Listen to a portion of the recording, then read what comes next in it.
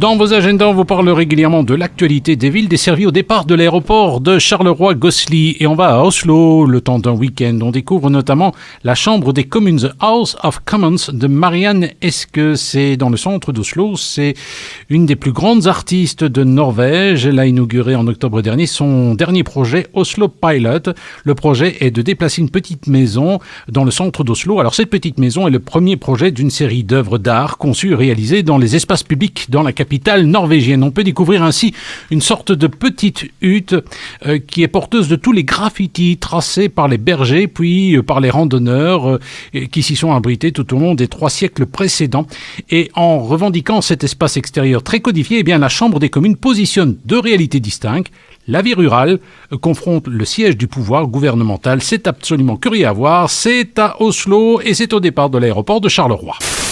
Le Noël des animaux, c'est les 12 et 13 décembre prochains à la SPA de Charleroi, rue Van der Velde à Mont-sur-Marchienne. C'est l'occasion d'adopter un chat. Et je peux vous dire que ceux qui sortent de la SPA de Charleroi sont nickel. C'est normal, il y a une chatterie, on s'en occupe, on les bichonne, comme nous l'explique Franck Goffo, directeur de la SPA de Charleroi. Aujourd'hui, on remarque que l'animal qui sort du refuge est en bien meilleure santé que ne pouvait l'être auparavant.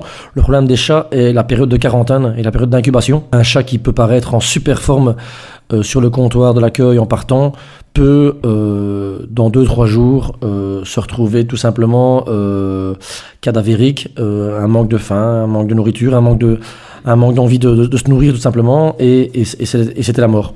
Ici, cette quarantaine nous permet vraiment de contrôler, de réguler beaucoup plus la partie santé du chat, et par rapport à l'image de marque et aussi principalement par le fait que c'est jamais agréable d'avoir un animal qui sort de chez nous et le perdre quelques jours plus tard. Aujourd'hui, on touche du bois, ça nous a coûté 200 000 euros. C'est une évidence, mais ces 200 000 euros ont vraiment été investis dans une chose qu'il fallait faire, et aujourd'hui on est vraiment très fiers là aussi. Les plus beaux marchés de Noël de votre région, ce sont ceux qui sont soutenus par votre radio. Et bien sûr, les 19 et 20 décembre prochains, c'est le marché de Gilly, avec notamment sur la place de Gillier des stands et des produits qui viennent d'un petit peu partout.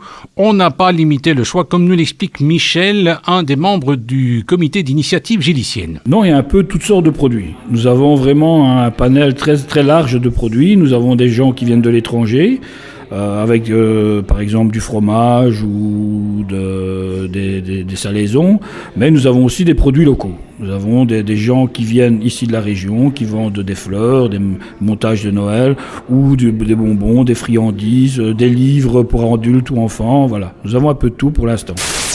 On file à Châtelet où le plan de cohésion sociale est particulièrement dynamique et propose de nombreuses activités durant ce mois de décembre. Il y aura notamment du baby gym pour vos enfants. Eh bien, c'est notamment des activités de psychomotricité ou encore du bricolage. Ça se passe notamment le mercredi 9 décembre. Il faut s'inscrire. Si vous voulez davantage de renseignements, vous appelez au 0495 24 88 85 0495 24 88 85.